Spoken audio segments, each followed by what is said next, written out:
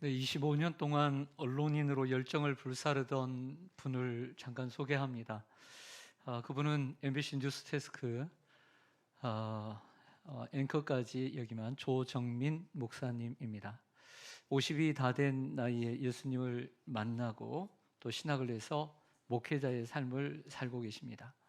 오늘이 교회에서 부목사로 CGN TV 대표로 사역을 하다가 2013년도에 베이직 교회라고 하는 교회를 세워서 지금은 또 책과 또 방송으로 또 선한 영향력을 끼치고 계시는 훌륭한 분이십니다. 이 조정민 목사님이 쓰신 왜 성령인가라고 하는 책을 보면 이런 내용이 있습니다. 내가 왜 33년이나 술에서 벗어나지 못했는지, 왜 그렇게 걸핏하면 욕을 해대고 화를 냈는지, 왜 그토록 무슨 일이건 지고 못 살았는지 다 깨달아졌습니다. 왜 마음은 원치 않는데 내 삶은 제멋대로인지 다 해석되었습니다. 누구 덕분일까요? 성령님의 도우심 덕분입니다. 성령님은 나에게 왜 예수인가를 깨닫게 해주었고 왜 예수여야만 하는가를 외치게 합니다. 성령은 예수님 아니고서는 세상이 바뀔 수 없음을 깨닫게 합니다. 이렇게 적고 있습니다. 그리고 그 내용 중에 보면 하루는 소천하신 하용조 목사님 생전에 목사님을 자주 뵙기 때문에 이런 질문을 드렸다고 합니다. 목사님은 자녀들을 위해서 무엇을 기도하십니까? 이런 질문에 하용조 목사님은 한 가지만 기도합니다. 성령 충만하도록 기도합니다 라고 대답을 했다고 합니다. 그리고 그 대답을 듣고 조정민 목사님도 그때부터 사랑하는 자녀들과 믿음의 길을 함께 걸어가는 형제 자매들을 위해 한 가지를 구한다고 합니다. 하나님, 저들 모두 성령 충만하게 하여 주옵소서. 저들의 심령 위에, 저들의 가정 위에, 저들의 일터 위에, 저들의 교회 위에 성령의 충만함을 주옵소서. 조정민 목사님 왜 성령인가라는 책의 제목의 답을 이렇게 쓰고 있는 것 같아요. 제가 그 책을 봤을 때 성령이 아니고서는 이 세상을 버틸 수도 없고 이길 수는 더더욱 없기 때문입니다 라고 했습니다. 사랑하는 성도 여러분, 오늘은 성령 강림 주일입니다. 성령이 강림한 주일은 교회가 탄생한 날이고 교회 생일이라 할 수 있습니다. 성령이 임함으로 신학교회가 시작이 되었습니다. 평화의 터라는 뜻의 도시 예루살렘의 한 마가의 다락방에서 시작된 이 사건은 2000년이 지난 지금 전 세계 인구의 3분의 1인 23억의 신자를 둔 종교가 되었습니다. 성령의 강림으로 기독교회가 이렇게 시작이 되었고요. 그리고 교회 안에서 성령의 운동으로 인해서 이처럼 교회는 성장해 오게 되었습니다. 저는 오늘 성령 강림주일을 맞이하면서 사도행전 오늘 1장 본문을 가지고 왜 우리가 성령을 받아야 하는가? 따라서 하겠습니다. 왜 성령을 받아야 하는가? 모든 그리스도인은 성령을 받아야 하는데 왜 성령을 받아야 하는가에 대해서 말씀을 드리고자 합니다. 오늘 예수님이 이렇게 말씀하십니다. 첫째로 아버지께서 약속하신 성령이기 때문입니다. 하나님 아버지께서 약속하신 성령이기 때문에 우리가 성령을 받아야 한다라고 말씀을 합니다. 4절을 보겠습니다. 사도행전 1장 4절을 보시면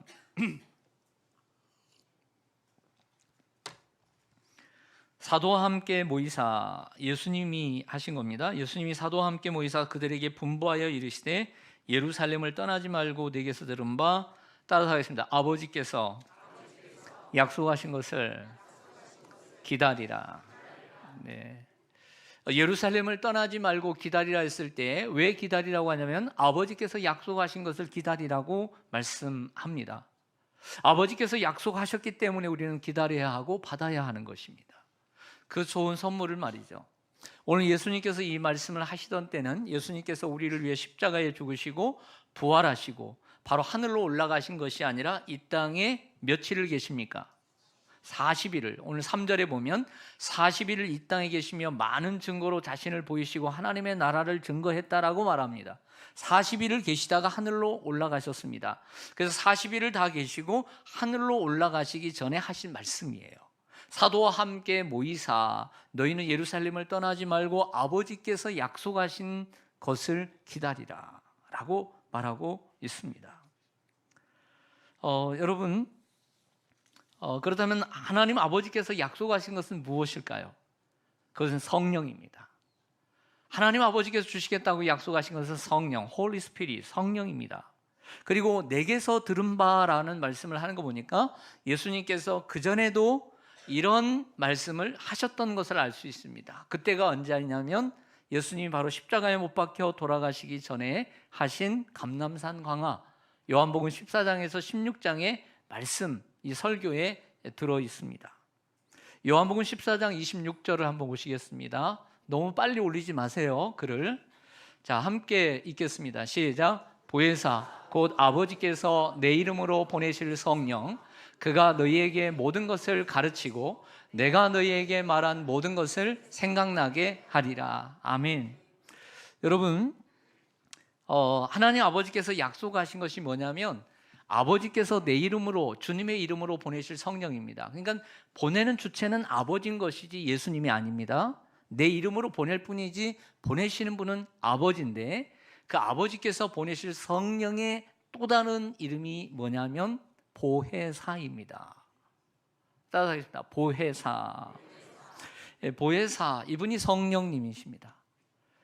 보혜사라는 말은 헬라어로 파라클레이토스인데 옆에서 우리를 도와주시고 또 구원해 주시고 또 상담해 주시는 분입니다. 직역하면 구원자 혹은 상담자, 우리를 도와주시는 조력자라는 것입니다. 좀 의역을 하면 가까이 계시는 하나님, 내 곁에서 돕는 분, 위급할 때 구원해 주시는 분, 내 인생의 문제에 해답을 가르쳐 주시는 분이라고 번역할 수가 있습니다. 근데 예수님께서 한 번만 그렇게 약속하신 것이 아니라 요한복음 14장 16절과 17절에 또 약속을 이렇게 하고 계십니다. 내가 아버지께 구하겠으니 그가 또 다른 보혜사를 너희에게 주사 영원토록 너희와 함께 있게 하리니. 그분은 영원토록 우리와 함께 있는 분이라는 거예요. 또 그분의 이름은 진리의 영이라 세상은 능히 그를 받지 못하나니 이는 그를 보지도 못하고 알지도 못함이라. 그러나 너희는 그를 아나니 그는 너희와 함께 거하시며 또 너희 속에 계시겠음이라. 아멘. 여기서 우리는 생각합니다. 좀 전의 말씀을 보면 보혜사, 아버지께서 내 이름으로 보내실 성령이라고 말씀하신 주님이 오늘 이 본문에서는 또 다른 보혜사를 너희에게 주사 성령을 가리켜 또 다른 보혜사라고 이름하고 있습니다. 그렇다면 보혜사는 몇 분이라는 것입니까? 두 분이라는 것입니다. 여기서 지칭하는 또 다른 보혜사는 성령입니다. 또 다른 보혜사를 너희에게 주사라고 했잖아요. 그렇다면 또 한 분의 보혜사는 누구일까요? 예수 그리스도이십니다. 예수님이 보혜사이십니다. 예수님이 우리와 함께 하시기 위해서 하나님이 보내신 보혜사이십니다. 근데 그분이 이 땅에서는 저 하늘의 하나님의 본체이신 그분이 인간의 몸을 입고 사람으로 육체를 가지고 이 땅에 오셔서 33년 동안 계시다가 하나님께서 주신 사명을 다하고 십자가에 죽고 부활하시고 하늘로 올라가셨습니다. 예수님이 가시는 걸 보고 제자들이 근심하고 불안해하자 너희는 마음에 근심하지 말라. 하나님을 믿으니 또 나를 믿으라.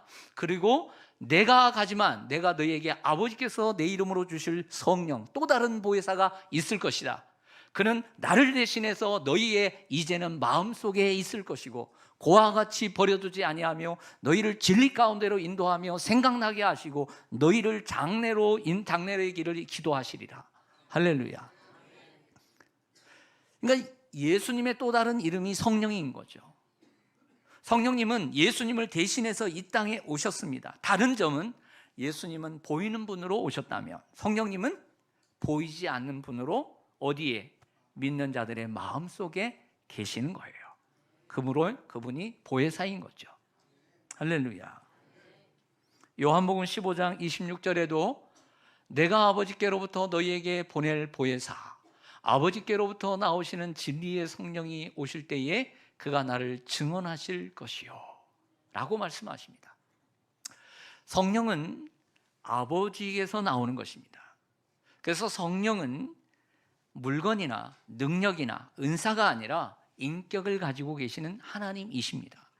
그 하나님이 아버지께로부터 아들로 인해서 나오는 것이고 아들은 아버지께로부터 나오는 것입니다. 그런데 그분은 진리의 성령이라, 진리의 영이라고 했고 그가 나를 증언하실 것이요. 예수님의 말씀이기 때문에 이건 성령의 역할을 의미하는 것입니다. 성령의 역할은 진리 가운데 우리를 인도하는 진리의 영이십니다. 그리고 성령은 오직 예수 그리스도만을 드러내는 데 초점을 맞추고 사역을 하십니다. 근데 어떤 사람들이 성령을 받았는데 자꾸 자기를 높이고 자기의 이름을 높이고 자기를 자랑하고 사람을 높이는 경우를 보게 됩니다. 아주 기분이 안 좋아요. 그런 사람들은 성령을 받은 것이 아니라 잘못된 영을 받은 거예요. 거짓 영을 받은 거예요. 성령은 예수 그리스도를 높이게 만들 돼 있어요. 예수 그리스도를 증거하게 되어 있어요. 예수 그리스도를 밝히 드러내고, 초대교회에 예수님의 제자들을 보십시오. 그들이 성령의 충만함을 받아서 누구를 계속해서 드러냅니까? 예수 그리스도를 나타내고 증언하고, 바울 또한 예수 그리스도의 십자가만을 자랑합니다. 요한복음 16장 13절에 보면요, 또 다른 이 설교 가운데, 세 장의 설교 가운데 또 말씀을 하십니다. 그러나 진리의 성령이 오시면 그가 너희를 모든 진리 가운데로 인도하시리니 그가 스스로 말하지 않고 오직 들은 것을 말하며 장래일을 너희에게 알리시리라 라고 말씀합니다. 여기서도 성령을 진리의 성령이라고 말하고 있습니다. 여러분, 왜 우리가 성령을 받아야 되냐면 하나님께서, 아버지께서 우리에게 약속하셨기 때문이에요. 할렐루야. 하나님이 약속하셨으면 우리는 받아야 될 줄로 믿습니다. 그래서 우리 하나님은 약속을 지키시는 프라미스 키퍼스, 약속을 지키시는 분이십니다. 우리가 가지고 있는 하나님이 우리에게 주신 계시의 말씀인 이 성경은 구약과 신약으로 되어 있습니다. 옛구자의 언약입니다. Old Promise, 옛 언약입니다. 예수 인간을 구원하시기 위해서 이 땅에 예수님을 보내시겠다고는 약속이 구약인 것이죠. New Promise, 신약입니다. 이 신약은 예수님이 이 땅에 오시고 이 땅에 우리를 구원하신 예수님이 이 세상을 심판하러 다시 오실 것이다 라고 하는 약속이 신약인 것입니다. 그러므로 성경은 약속이고 하나님은 약속을 지키시는 분인 줄로 믿습니다. 그분이 약속하시고 예수님이 약속하신 성령을 우리 그리스도인은 받아야 합니다. 하나님은 약속을 철저히 지키시는 분이고 우리는 그 약속을 지키는 약속의 자녀들인 줄 믿습니다. 그래서 예수님을, 제자를 포함한, 그리고 마리아와 형제들과 120명의 성도들이 마가의 다락방을 떠나지 않고 너희들이 몇 날이 못되어 성령으로 성령 세례를 받으리라 하신 것처럼 10일이 지난 후에 성령을 받게 되었습니다. 그들은 예루살렘을 떠나지 않고 아버지께서 약속하신 성령을 기다렸습니다. 왜 성령을 받아야 됩니까? 아버지께서 약속하셨기 때문입니다.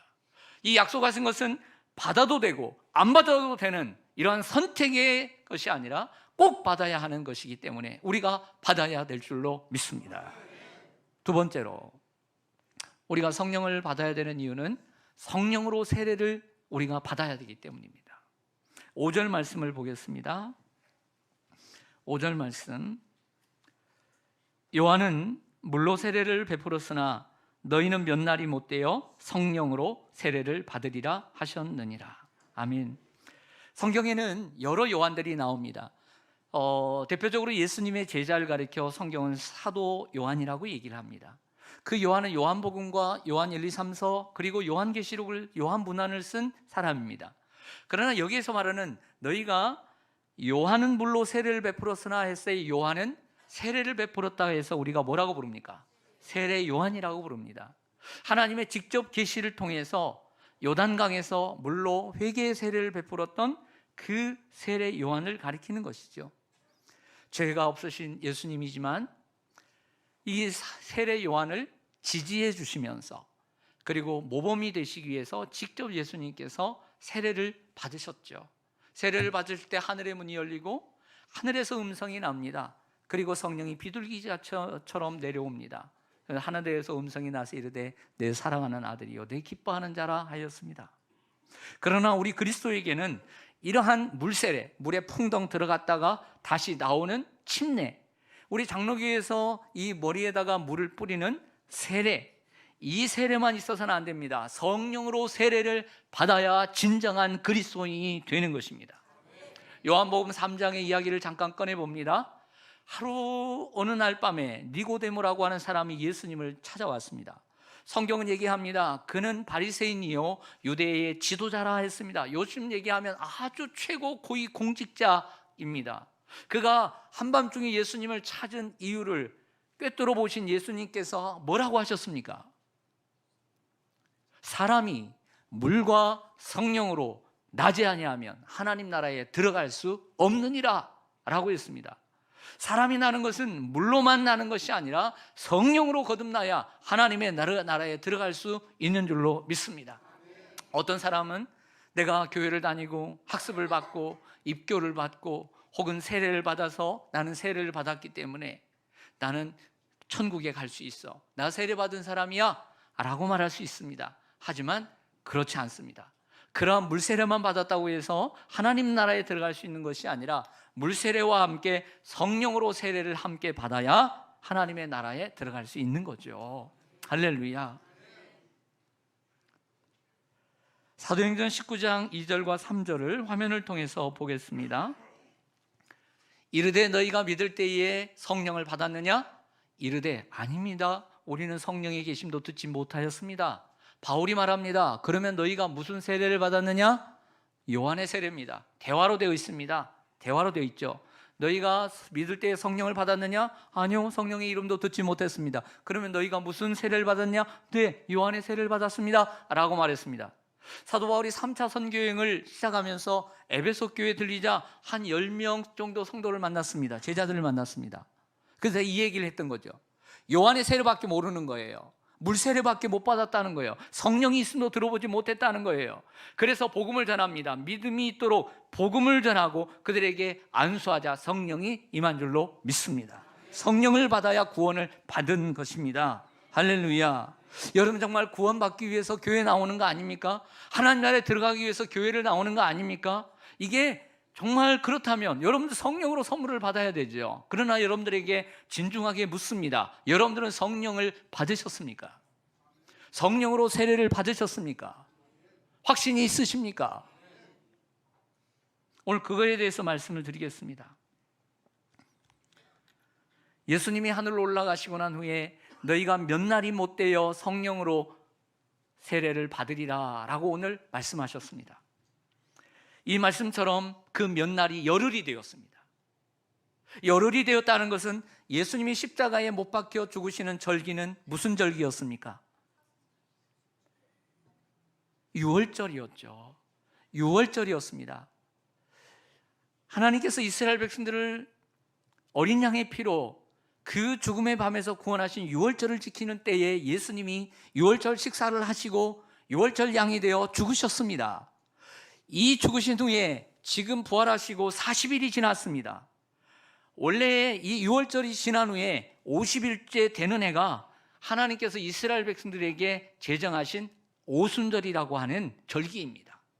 유월절이 지난 후에 7번의 일주일이 지나서 77에 49, 그 다음 주에 되는 날 오순절, 5오자에 열흘 순자를 써서 50일째 되는 축제의 날입니다. 이 날이 77절, 그리고 보리의 첫 이삭을 하나님 앞에 감사해서 바치는 맥추절의 또 다른 이름이 오순절인 것입니다. 이렇게 해서 이 오순절날 성령이 임했습니다. 성령이 120명의 성도들이 그곳을 떠나지 않고 예루살렘을 떠나지 말라고 그랬잖아요. 그래서 한 다락방에서 주님이 약속하신 그 아버지께서 보내신 성령을 기다렸던 것이죠. 얼마나 간절하게 기다렸을까요? 그분이 어떤 분일까를 사모하며 기다렸던 것입니다. 그리고 그 오순절을 영어로 펜테코스트라고 합니다. 펜테코스트. 이 펜테코스트라고 하는 말은 50번째라는 말입니다. 사진 하나 보여드리겠습니다. 자, 이 사진은 미국 워싱턴에 있는 워싱턴 근교에 있는 버지니아주 옆에 있는 미국 국방부 건물입니다. 미국 국방부 본부 건물입니다. 우리는 이걸 가리켜 펜타곤이라고 합니다. 펜타곤. 여러분들 이 펜타곤 그 가운데 있는 건물이 몇 각형으로 되어 있는지 한번 세보시기 바랍니다. 그렇죠? 오각형입니다. 오각형. 왜 펜타곤이라고 하면 이 펜타의 헬라어가 그리스어가 다섯이라는 뜻입니다. 그리고 곤이라는 말은 각이 졌다는 거예요. 각. 그래서 이것을 보고 5개의 각이다 그래서 펜타곤이라고 합니다. 여러분들 미국 사람들은 이름을 지을 때 아주 단순해요. 의미를 부여하기보다는 눈에 보이는 대로 이름을 짓는 사람들이 미국 사람들입니다. 그냥 5개의 각이 졌어. 그냥 국방부의 의미보다는 5개의 각이 졌다 그래서 펜타곤인 거예요. 그래서 펜테코스트라고 하는 말은 50일째라는 말입니다. 그래서 오순절 성령 강림절을 가리켜서 펜테코스트라고 부릅니다. 여러분들이 알아두시면 도움이 됩니다. 그러면 이 오순절 날에 어떤 일이 일어났을까요? 아버지께서 약속하신 성령이 오셨습니다. 할렐루야. 성령이 오셨네. 성령이 오신 것입니다. 할렐루야. 이 성령이 오신 사건을 그 다음 장인 사도행전 2장 1절에서 4절까지 기록해주고 있죠. 보시겠습니다.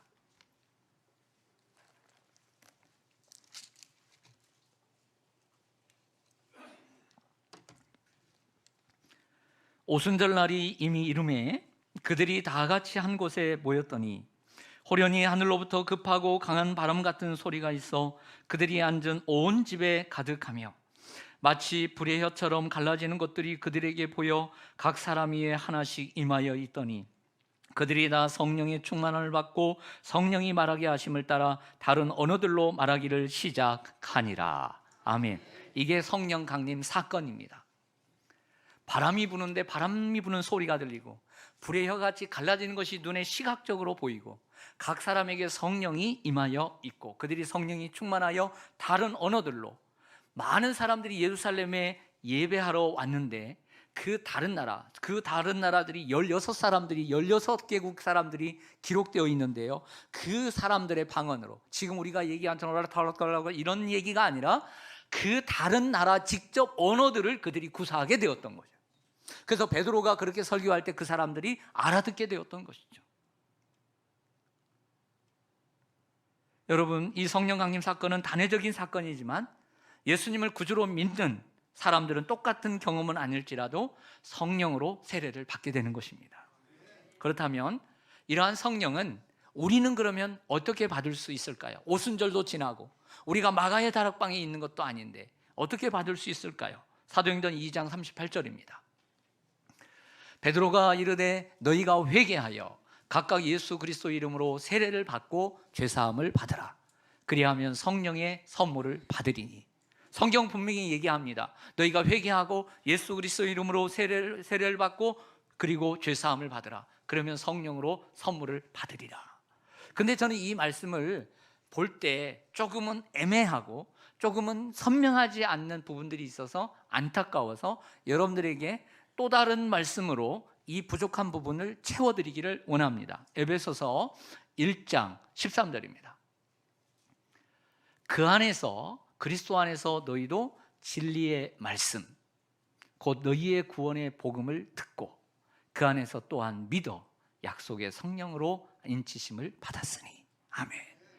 저는 누가 저에게 당신은 조 목사는 어떻게 성령을 받았습니까? 할 때 나는 주의 종들이 그리고 내가 말씀을 통해서 진리의 말씀, 복음의 말씀, 예수님의 십자가와 복음, 부활의 소식을 듣고 내가 믿었을 때에 나는 성령이 임했습니다 라고 분명히 저는 얘기할 것입니다. 할렐루야. 다른 뜨거운 체험이 없을지라도 내가 복음을 듣고 나는 믿음으로 그 순간 성령이 내게 임했습니다. 저는 분명히 말할 것입니다. 이게 성령을 받는 방법인 것이죠. 그렇다면 여러분들이 성령을 받았는지 안 받았는지는 어떻게 할 수 있을까요? 요한복음 3장 8절입니다. 니고데모가 찾아왔을 때 예수님께서 그에게 하신 말씀입니다. 사람이 물과 성령으로 거듭나지 아니하면 하나님 나라에 들어갈 수 없느니라. 그 다음에 하신 말씀입니다. 바람이 임으로 불매 내가 그 소리를 들어도 어디서 와서 어디로 가는지 알지 못하나니 성령으로 난 사람도 다 그러하니라. 마가의 다락방에 있는 120명의 성도들처럼 아주 뜨겁게, 아주 폭발적으로 눈에 보이도록 막 소리가 들리고 막 눈으로 뭐가 보이는 보이는 것처럼 성령을 받을 수도 있지만, 많은 사람들은 바람이 어디서 와서 어디로 가는지 모르는 것처럼 성령을 바람으로 얘기하는 거죠. 마치 성령으로 난 사람도 그와 같다. 내가 언제 거듭났는지, 언제 내가 주님을 준 성령이 임했는지는 알지 못하지만 그래도 성령은 임했다. 할렐루야. 임했다라는 거예요. 모를 수도 있다는 거죠. 요한일서 5장 10절을 보겠습니다. 요한일서 5장 10절 시작. 하나님의 아들을 믿는 자는 자기 안에 증거가 있고. 아멘. 하나님의 아들을 믿는 자는 누구 안에 증거가 있고, 여러분들이 성령을 받았는지 안 받았는지는 이 조목사가 여러분들을 분별하고, 딱 보니까 신앙생활 하고 이렇게 기도 한번 해보세요. 보세요. 이거 해보세요. 의사처럼, 영적 의사처럼 여러분들을 테스트할 수 있어요. 그러나 100% 다 맞지는 않아요. 누구에게 물을 것이 아니라 내가 그리스도 안에 있는지, 성령을 받았는지는 내 안에 증거가 있는 거예요. 할렐루야. 내가 믿어야 되죠. 사도 바울이 말합니다. 너희는 배우고 확신한 일에 거하라. 믿음은 확신인 거예요. 확신이죠. 이 확신이 없이 어떻게 우리가 살아갈 수 있습니까? 여러분, 제가 이 강단에서 여러분들에게 하나님께서 주어진 이 시간에, 저에게 맡겨주신 이 시간에 복음을 전합니다. 확신도 없이 전하는 목사였다면 어떻게 살겠습니까? 여러분들이 저 사람은 지금 복음을 전하는 거야, 자기가 믿고 전하는 거야, 안 믿고 전하는 거야, 이럴 거 아닙니까? 확신 있게 내가 그리스도인이 확신을 가져야 되죠. 확신이 없다면 복음을 다시 들으십시오. 그리고 다시 믿으십시오. 성령이 임할 것입니다. 여러분이 성령을 받아야 되는 이유는 로마서 8장 9절의 말씀으로 확실해질 수 있습니다. 만일 너희 속에 하나님의 영, 성령의 이름이 하나님의 영입니다. 하나님의 영이 거하시면 너희가 육신에 있지 아니하고 영에 있나니 누구든지 그리스도의 영, 성령은 하나님의 영이고 그리스도의 영이고 성령입니다. 그리스도의 영이 없으면 그리스도의 사람이 아니니라. 왜 우리가 성령을 받아야 되느냐? 너무나 뼈저리게 우리의 가슴속 깊이 들어오는 말씀입니다. 우리가 성령을 받지 않으면 그리스도인이 아니기 때문입니다. 그러므로 우리는 성령을 받아야 하는 거예요. 성령을 받아야만이 진정한 기독교인이고 그리스도인인 것입니다. 오늘 여러분 중에는 아직 복음을 듣긴 하지만 그것을 온전히 믿지 못해서 성령이 임하지 않는 분들이 있다면 그런 분들에게 권합니다. 진리의 말씀, 예수 그리스도의 구원의 복음을 들으십시오. 그리고 믿으십시오. 그러면 성령이 임할 것이고 성령이 여러분들에게 오셔서 여러분들을 떠나가지 않고 여러분 진리 가운데로 인도하시며, 그리고 여러분들을 말씀이 생각나게 하고 세상 끝날까지 여러분들을 인도해 가실 것입니다. 네, 마지막 이야기를 하고자 합니다. 이 마지막 이야기는 우리가 성령을 받아야 되는 세 번째 이유이기도 한데요, 오늘 이 세 번째 이유는 올려드리지 않고 제가 이야기로 대신하겠습니다.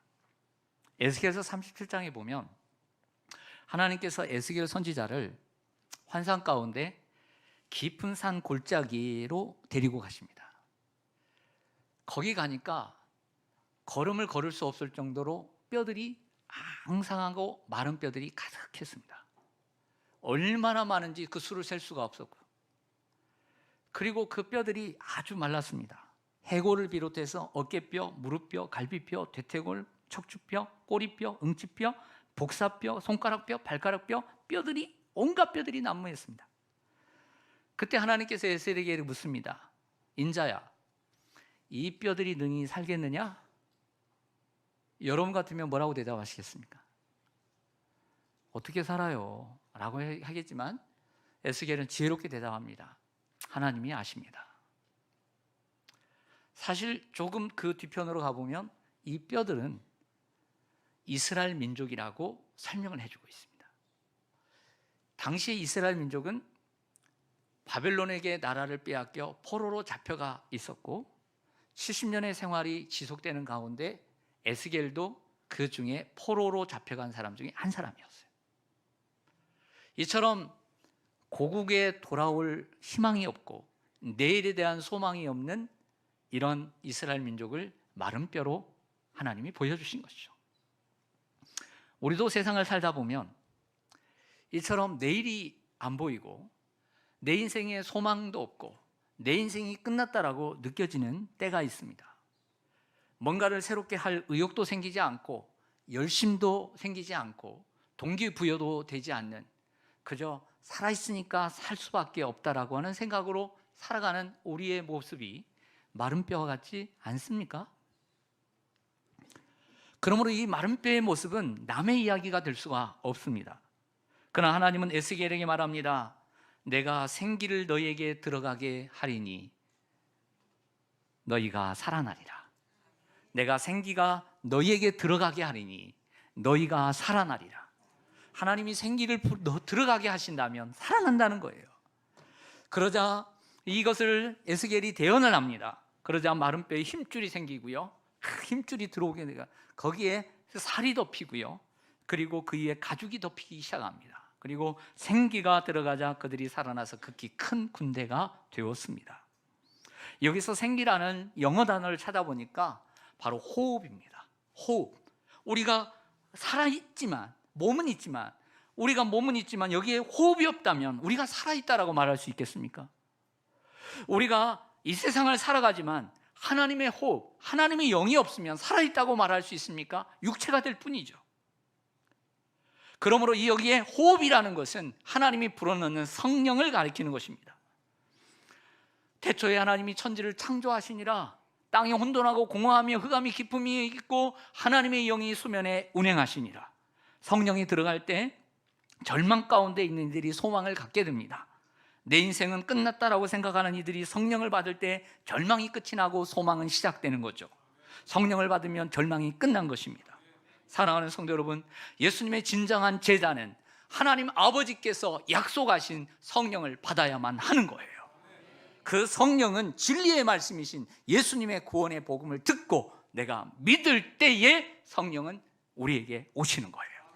이게 성령 세례입니다. 그리고 성령을 받고 충만함을 받을 때 우리에겐 권능이 임하고 땅끝까지 주님의 증인으로 살아가기에 부족함이 없게 되는 것입니다. 세 번째 이유를 곁들인다면, 우리가 그리스도인이 되었고 성령을 받았지만 여전히 성령 충만하지 않으면 마른 뼈와 똑같은 인생을 살 수밖에 없다는 거죠. 그러나 우리가 성령을 받아야 되고 그리고 성령의 충만함을 받아야 되는 이유는 우리가 활력 있는 그리스도인, 생기 있는 그리스도인, 그리고 선한 영향력을 끼칠 수 있는 그리스도인, 멋진 매력 있는 그리스도인이 되는 길이기 때문입니다. 어떤 그리스도인으로 살고 싶습니까? 그냥 주일이면 주일은 내가 그리스도인이고 내가 기독교인을 버릴 수는 없으니까 내가 교회는 나간다 라고 하는 그 수준의 그리스도인으로 멈추지 마시고 성령의 충만함을 받으십시오. 술 취하지 말라 이는 방탕한 것이니 오직 성령의 충만함을 받으라. 성령의 충만함을 받을 때 예수님의 제자들은 쓰임받을 수 있었습니다. 사랑하는 여러분, 아직 인생이 끝난 것이 아닙니다. 성령을 받기만 하면 됩니다. 그리고 신앙생활의 활력을 잃고 계십니까? 고 하영조 목사님의 유일한 기도처럼 성령의 충만함을 위해서 기도하십시오. 이를 위해 예배의 자리로 나오십시오. 기도의 자리로 나오십시오. 초대교회 성도들이 함께 모여 기도할 때마다 성령이 임하고 그들의 기도에 응답해 주셨습니다. 그 성령의 능력을 받을 때 나가서 담대하게 예수 그리스도를 증거할 수 있었고 능력 있는 그리스도인으로 살 수 있었습니다. 성령님을 마음속에 모셔드리고 늘 그분의 인도를 받으며 순종하십시오. 그러면 마른 뼈의 인생이 춤추는 인생이 될 것입니다. 아멘. 기도하겠습니다.